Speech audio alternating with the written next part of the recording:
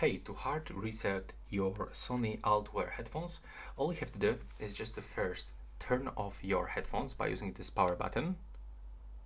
So just click and hold it, and now when you've got this long blue light, it means that your device is turned off. As you can see, indicator is not working anymore. And now all you have to do is just to click and hold on this button one more time, and we have to just click and hold it until we will hear in the headphones about the resetting process. There we go. Now it is blinking quickly, and it was actually the hard reset. So we just bring all the default settings back into our headphones by holding this button. Now our headphones are in the pairing mode, but we can also turn them off by clicking here, and it's finished. So this is it for this video. Right now, please subscribe.